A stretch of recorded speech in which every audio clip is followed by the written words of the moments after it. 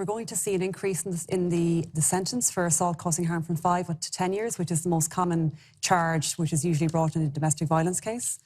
We'll also see a new criminal justice bill which will bring in standalone offences for non-fatal strangulation and also stalking legislation, which came from my own bill, which I published a year ago, to criminalise stalking, so that's been incorporated as well. And there'll also be new legislation in relation to family law as well to try and make that a smoother process. So there's a lot happening. When we get to that point, it's too late. We need to talk about prevention. So there's a whole suite of measures in terms of education. So the junior cycle is being updated in terms of consent and respect and dignity and how to treat fellow human beings, men or women. We will see an updated junior cycle curriculum this September coming, senior cycle the following September in 2024, and then hopefully a year later we'll have primary school. So every element of our education system is being overhauled in response to this.